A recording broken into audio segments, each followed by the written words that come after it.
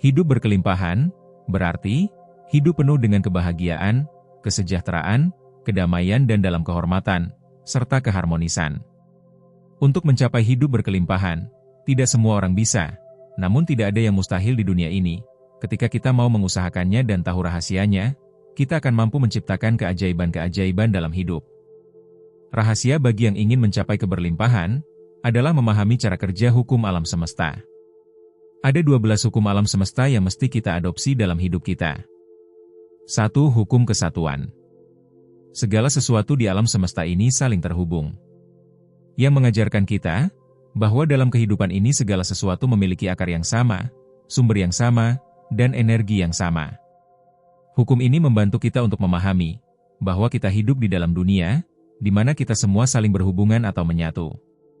Segala sesuatu yang kita lakukan, ucapkan, pikirkan dan yakini berpengaruh kepada semua manusia serta alam semesta yang mengelilingi kita. Jika kita mengadopsi pandangan ini, kita akan lebih mampu merasakan empati dan pengertian, serta kita akan lebih berhati-hati dalam memperlakukan orang lain dan alam semesta secara keseluruhan. Dengan kata lain, kita dapat menciptakan harmoni yang lebih besar dalam kehidupan kita dan di seluruh dunia. 2. Hukum getaran. Segala sesuatu, termasuk benda fisik, pikiran, dan emosi, selalu bergetar dan memiliki frekuensi energinya sendiri.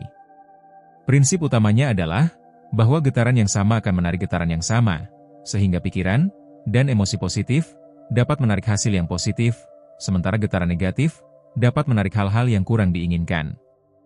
Dengan memahami dan menerapkan hukum ini, kita dapat mengendalikan frekuensi getaran, menarik pengalaman positif, dan mewujudkan keinginan.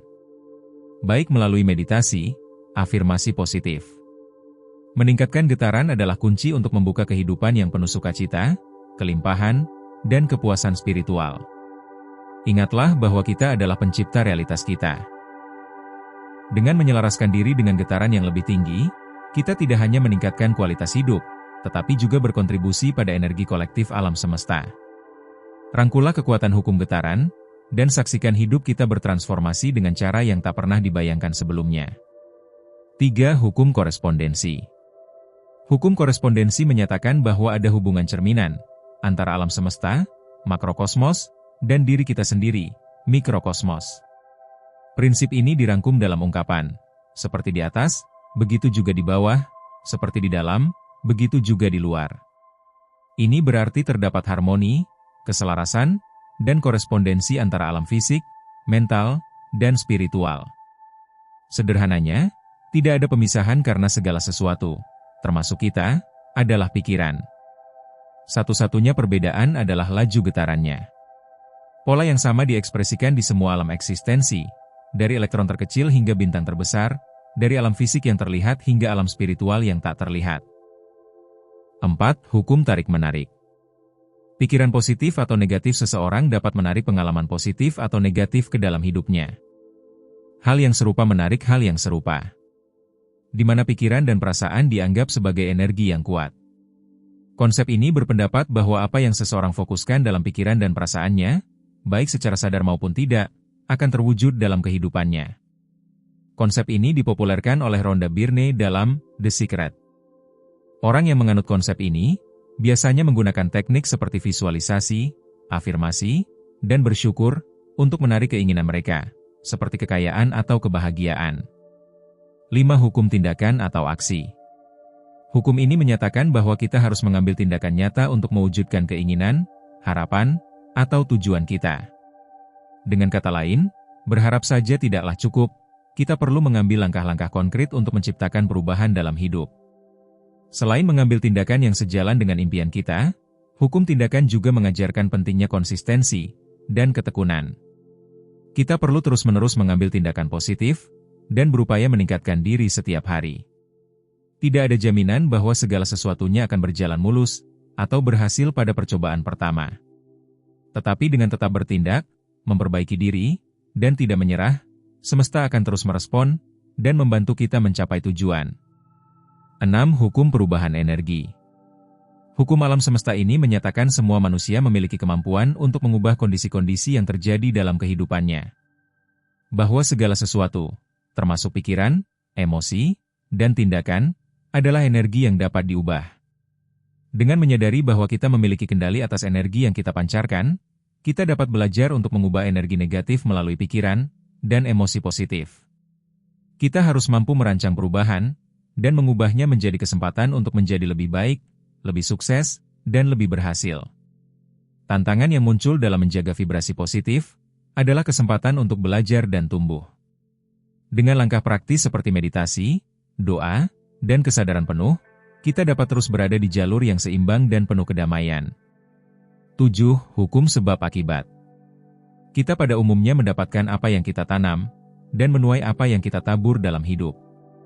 Inilah hukum sebab akibat, bahwa setiap tindakan atau peristiwa memiliki konsekuensi atau akibatnya sendiri, tidak ada yang terjadi secara kebetulan. Pemikiran adalah sebab, dan kondisi adalah akibatnya. Kita tidak dapat menyaring pikiran, dan menghentikan pikiran tertentu agar tidak muncul, tetapi kita tentu dapat belajar mengenali pikiran mana yang bermanfaat, dan menghasilkan kebahagiaan, serta pikiran mana yang hanya akan mengarah pada negativitas lebih lanjut.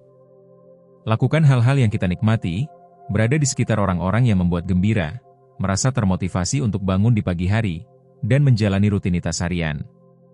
Tidak peduli seberapa kecil dan tidak relevan tugas yang ada di depan. 8. Hukum kompensasi. Usaha dan kontribusi yang kita berikan akan menghasilkan timbal balik atau kompensasi yang sepadan.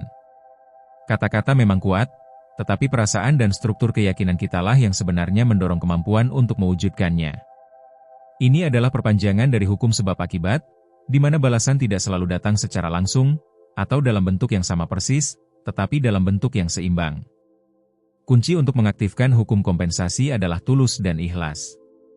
Jadi kalau kita memberikan derma, atau sedekah berupa uang misalnya, lalu kita berharap akan mendapatkan penggantian, entah itu berupa uang atau yang lain, maka hukum kompensasi tidak akan bekerja, karena kita sudah berharap akan pahala atau penggantian, dengan kata lain pemberian kita tidak tulus. Berikan dan lupakan itulah kuncinya. 9. Hukum relativitas. Setiap orang akan menerima setiap rangkaian masalah untuk tujuan memperkuat jiwa. Kita harus mempertimbangkan setiap masalah ini menjadi tantangan, dan tetap terhubung dengan hati, untuk memecahkan masalah tersebut. Setiap tantangan ini dimaksudkan sebagai ujian, yang memungkinkan kita membandingkan situasi kita dengan situasi orang lain, dengan cara yang bertujuan untuk memberikan kejelasan dan pemahaman. Ketika menghadapi kesulitan, ingatkan diri bahwa tantangan tersebut bukanlah tantangan yang hanya dialami oleh kita sendiri, melainkan merupakan aspek universal dari pengalaman manusia. Daripada membandingkan hal terburuk yang alami dengan hal terbaik milik orang lain, bandingkan kemajuan dalam perjalanan pertumbuhan pribadi kita. Ketika mendengar kesulitan orang lain, gunakan itu sebagai momen untuk menawarkan dukungan dan belas kasih, alih-alih menghakimi atau iri hati. 10. Hukum polaritas. Segala sesuatu di alam semesta memiliki pasangan yang berlawanan dan menciptakan dualitas, seperti terang dan gelap, baik dan buruk, atau panas dan dingin. Yang menjelaskan bahwa segala sesuatu adalah dua sisi dari satu koin yang sama, dan pemahaman akan satu sisi memungkinkan seseorang untuk lebih menghargai sisi lainnya. Kita harus mampu menekan dan mengubah pikiran-pikiran kita yang tidak kita inginkan dengan memusatkan perhatian kita kepada kutub yang polaritasnya berlawanan dengan pikiran-pikiran tersebut. Hukum polaritas ini mengajarkan kita bahwa segala sesuatu memiliki keseimbangan. Dengan menerima pasang surut ini, kita dapat mengarahkan hidup kita ke arah yang berbeda, yang selaras dengan pertumbuhan, keseimbangan, dan pemahaman yang lebih mendalam tentang dunia. 11. Hukum ritme atau siklus. Salah satu hukum universal yang menyatakan bahwa segala sesuatu di alam semesta berulang dalam siklus dan ritme, seperti musim, pasang surut, dan siklus kehidupan.